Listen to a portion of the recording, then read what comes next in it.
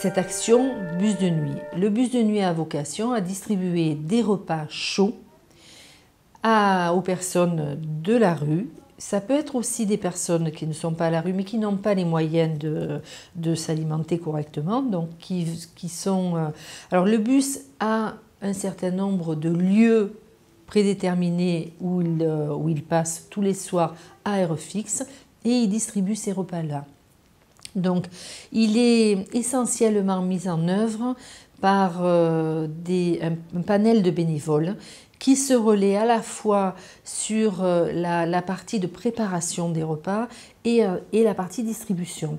Donc tous les jours, 365 jours par an, nous avons une dizaine de bénévoles qui sont mobilisés à la fois sur la préparation, ou sur la préparation ou sur la distribution.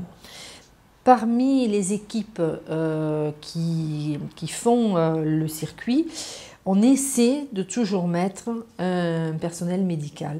Ce n'est pas toujours évident, mais on essaie de le faire.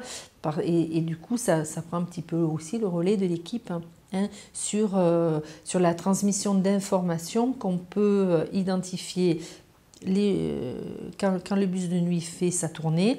Il y a un certain nombre de choses qui sont ensuite communiquées à l'équipe mobile. Tous les jours, tous les matins, l'équipe mobile regarde ce qui est inscrit dans le cahier du bus de nuit pour voir s'il n'y a pas une personne à aller voir.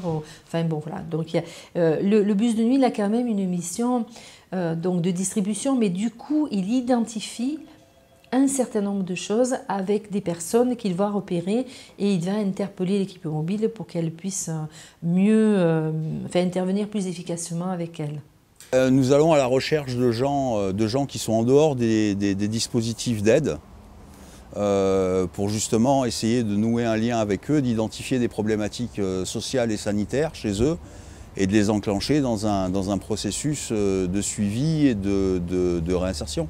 Et donc pour débrouiller des situations, bien souvent le soir on met à l'abri et puis le lendemain on s'occupe de contacter les différents organismes qui peuvent aider la personne. Ils sont de deux ordres. Il y a les partenaires institutionnels, la direction départementale de la cohésion sociale, l'agence régionale de santé, le centre hospitalier intercommunal Toulon-la-Seine-sur-Mer, dont je suis un des employés.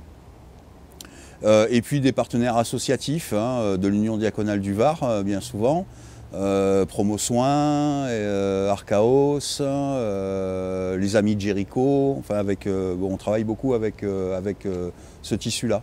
On a un jeune qu'on a trouvé en rue, en rupture familiale, chassé de chez lui par ses parents. On l'a mis à l'abri et puis on a enclenché pour lui un processus de retour, de stabilisation en hébergement et puis de retour à l'emploi. Et étant donné que ce jeune a une qualification qui est assez recherchée dans nos contrées, à savoir qu'il est seconde cuisine, il a trouvé du boulot et là il travaille. Ce qui va lui permettre son projet, c'est de mettre de l'argent de côté pour pouvoir se prendre son propre appartement. Et puis après, derrière, de venir nous aider, parce qu'il voudrait bien rendre la monnaie de la pièce, quoi. Déjà pour moi, déjà, particulièrement par rapport à mon handicap, je ne peux pas me déplacer. Donc il m'accompagne déjà chez le médecin, il me procure mes médicaments, il me ramène au foyer. Et ouais, c'est déjà une grande chose, quoi. Porte une aide, bien sûr que si, parce qu'il y a des gens là-bas, ils ont besoin de beaucoup de soins comme moi, quoi. Ils sont SDF, ils s'occupent d'eux quand même. Voilà. Ils les prennent, Même ils dépannent les médicaments et c'est gentil, quoi. Des trucs avec cardiologie, tout ça, ils ne laissent pas les gens en galère, quoi.